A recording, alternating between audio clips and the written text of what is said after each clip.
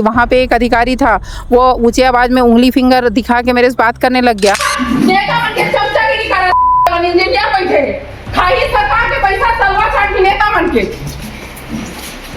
मैं सवाल की हूँ तो उन लोग मेरे से बदतमीजी से बात किए, मेरे बातों पर हंस रहे थे। तो इसलिए आपातापी में मैंने उन्हें ये भी कहा है कि मैं पहले निवेदन की हूँ, फिर आवेदन दी हूँ, और उसके बाद अगर समझ में नहीं आएगा तो मेरे को चप्पल लाठी चलाना भी आता है। थाने में पालिका के कर्मचारी लोग आए, आप लोग के ऊपर एफआईआर दर्ज करवा दिए। इसका मतलब साफ साफ यही दिखता है कि आप लोग से हो रहे भ्रष्टाचार के खिलाफ आवाज़ नहीं उठाओ, और आप आसपास हो रहे भ्रष्टाचार के खिलाफ आवाज़ उठा रहे हैं तो आपको इसी तरह के कानूनी दायरे में घसीटा जाएगा। इससे किसी अधिकारी या किसी पालिका के कर्मचारी या पार्षद के यहाँ कुछ होता है तो जेसीबी और गाड़ी के लिए तो उन लोग आवेदन नहीं देते, फिर उनके काम के लिए क्यों गाड़ी। इस वक्त हम जामुल थाने में मौजूद है और हमारे साथ कुछ जामुल थाना के अंतर्गत के रहवासी भी हमारे साथ मौजूद है।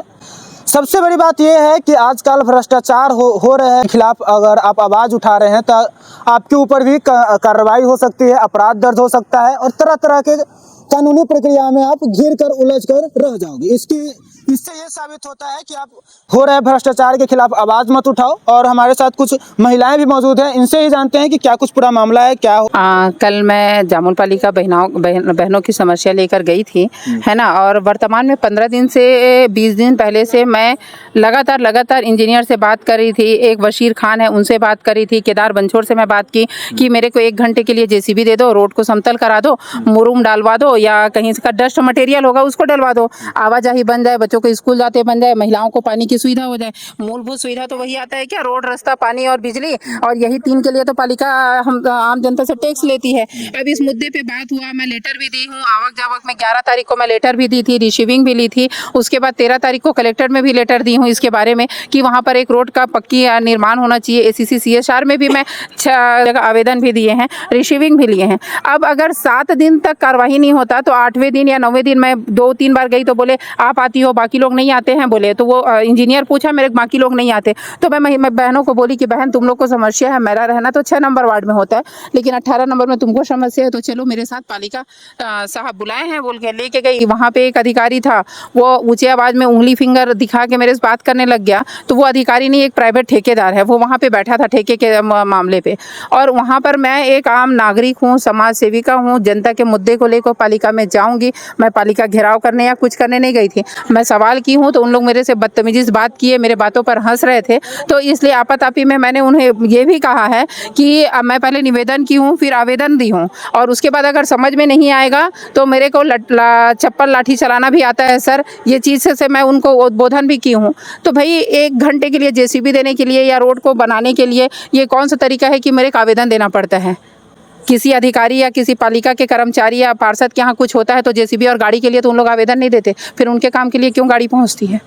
तो अभी आप लोग थाने में क्या हो गया? थाने में इसलिए आई हूँ कि जामुल पालिका आज रश्मि वर्मा और संजय साहू के नाम से FIR करवाए हैं, और हमारे नाम से FIR हुआ है। हमारे नाम से धारा लगा है 221, 296 और 351 की धारा लगी है। तो मैं आम जनता हूँ, मैं मुरुम के लिए काम की हूँ, अवैध मुरुम खनन रोकवाई हूँ, शिक्षा अधिनियम के लिए NCERT बुक के लिए आवेदन दी हूँ, NCERT शिक्षा के तहत वो आवेदन की हूँ, है ना। प्रधानमंत्री आवास योजना का मुद्दा उठाई हूँ। मेरे 7 नंबर वार्ड में एक प्राइवेट घर में मिक्सर का फैक्ट्री बन रहा था, और उस मिक्सर कंपनी का काम करता था। 1000 किलो मिक्सर बनता था, लेकिन वहाँ चिमनी और LPG गैस का इस्तेमाल नहीं होता था। उसके लिए आवेदन लगा के उसको हटाई हूँ। तो क्या इन सब काम को करने के लिए मेरे ऊपर FIR होगा कि मुझे किसी पद पे बैठना पड़ेगा तभी मेरा काम होगा।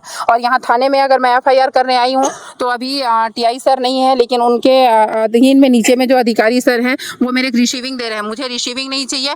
अगर पालिका के अधिकारी आए हैं बिना जाँच के, अगर मेरे ऊपर अपराध की धारा लगती है तो मैं भी आई हूँ, और मेरे आवेदन पर भी अपराध पंजीबद्ध होना चाहिए। मैं रिसीविंग लेने यहाँ पे नहीं आई। आप लोग FIR करवाने गए हैं तो क्या बोला गया? आवेदन दी हूँ। आवेदन देने के बाद ये बोल रहे हैं मेरे को रिसीविंग सील लगा के बोल रहे हैं पहले जांच होगी, उसके बाद FIR दर्ज होगी बोल के मुझे आश्वासन दे रहे। तो मुझे मतलब रिसीविंग लेने नहीं आई हूँ, मैं FIR कराने आई हूँ। लेकिन तो FIR तो पहले होता है, उसके बाद जाँच होती है ना।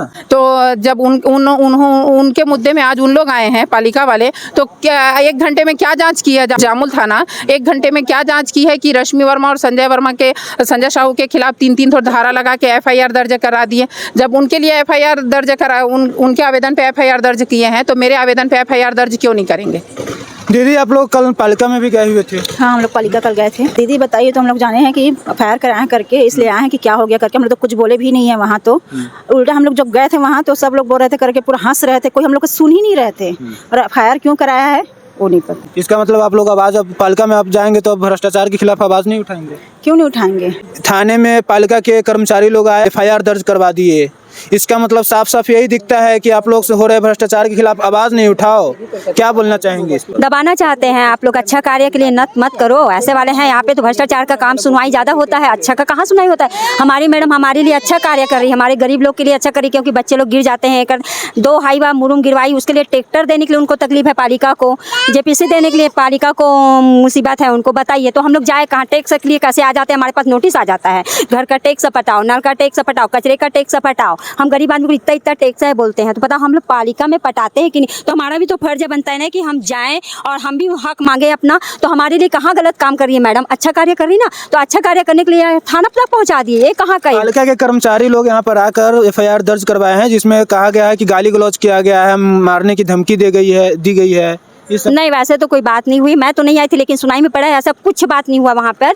ना गाली गलौज हुआ, ना मारपीट हुआ। जो अच्छा बात हुई है वहाँ पर, मतलब मुद्दे की बात हुई। हाँ, मुद्दे की बात की है कि अपने हक के लिए बोले हैं, तो वहाँ पे हंस रहे हैं, कोई इधर हंस रहा है, अरे ऐसा है वैसा ऐसे कर रहे हैं, तो ये अच्छी बात तो नहीं है ना। तो चिड़ में दूसरे लोग को बोले हैं लोग, अगला सोच रहे हैं अधिकारी लोग कि हम लोग को गाली दिया। अधिकारियों को गाली नहीं दिया है, वैसे हक से हाँ नहीं कहते। वहाँ पे आप चलो हम लोग वहाँ पे जाम करेंगे, बैठेंगे, ऐसा कोई हक लड़ाई करने के लिए नहीं कहते। अच्छा, कुछ मुद्दा बता रहे थे पीएम आवास का, तो उसमें से कुछ घुसखोरी का मामला सामने आया था, उसमें क्या कुछ हुआ? इसमें क्या हुआ था, जो आवास योजना होती है, प्रधानमंत्री आवास योजना के तहत अगर मकान बनता है तो उसमें एक दायरा रहता है, उतने दायरे में मकान बनाना है। ब्लूप्रिंट, उसके जगह का एनओसी, परमिशन, सब उसमें फ्री ऑफ कॉस्ट रहता है। लेकिन वहाँ पर एक राहुल नाम का बंदा है, वो उसमें ब्लूप्रिंट के नाम से 3000 रुपया वसूलता है और उनसे पैसा लेता है। घर बन जाता है, उसके बाद बोलता है कि ये ज़्यादा एरिया में बना है, ऐसा है वैसा है, आप जब तक परमिशन नहीं लोगे, परमिशन का 10,000 14,000 नहीं दोगे, तब तक आपके घर का मैं परमिशन नहीं दूंगा बोल के परमिशन रोकता है। और परमिशन के साथ साथ उनका जो लास्ट इंस्टॉलमेंट रहता है 35,000 रुपया पैसा, उसको भी रोकता है। और पहले ही इंस्टॉलमेंट में वो 10,000 15,000 पैसा लोगों से मांगता है कि मैं तुम्हारा आवास योजना पास किया हूँ बोल के। आज अगर उसकी संपत्ति की अगर जांच की जाए तो मैं यहाँ पर बैठी हूँ, वो प्राइवेट ठेकेदारी के अंदर में काम करता है, उसके बाद भी उसके पास हम लोग से भी ज़्यादा संपत्ति का ब्यौरा निकलेगा। तो फिलहाल आप लोग का एफआईआर दर्ज नहीं हुआ है? हमारा एफआईआर दर्ज नहीं हुआ है। हमको बोल रहे हैं पहले जांच होगा फिर एफआईआर होगा बोल रहे हैं। तो फिर पालिका के अधिकारी आए थे तो वहाँ पर जांच का नियम कहा गया, उनका भी जांच कर लेना था। फिर रश्मि और संजय के ऊपर एफआईआर करना था। जब उनके मुद्दे पे जांच नहीं, डायरेक्ट एफआईआर हुआ, तो मैं भी आम जनता हूँ और मैं भी यहाँ पे एफआईआर कराने आई हूँ। मेरा भी बात सुना जाए और एफआईआर किया जाए। मेरा टीआई महोदय से विनम्र आग्रह है कि मेरी भी बात को संज्ञान में लिया जाए। ये थे जामुल के रहवासी और इनकी बातें आपने सुन ली। और अभी हम जामुल थाने में मौजूद है। जहाँ तक मुझे नॉलेज है, जानकारी मिल पाई है कि पहले एफआईआर दर्ज होती है, फिर उसके बाद जांच होती है। लेकिन जामुल थाना के अंतर्गत जो एफआईआर अभी दर्ज करवा रहे हैं, उनका कहना है कि पहले जांच होगी, उसके बाद एफआईआर होगी।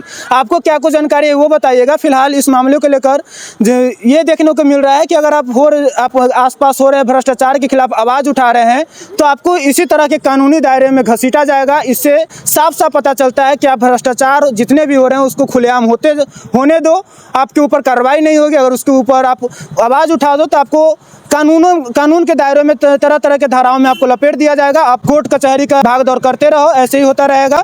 फिलहाल इस विषय को लेकर आप क्या कुछ सोचते हैं? देखने वाली बात यह रहेगी कि आने वाले समय में पालिका के कर्मचारी इस विषय को लेकर जीत पाते हैं या फिर जामुल के जनता इस पर जीत पाते हैं। इस मामले को लेकर यह भी देखने वाली बात रहेगी। इस विषय को लेकर आपकी क्या राय है? हमारे कमेंट सेक्शन में कमेंट करके जरूर बताएं।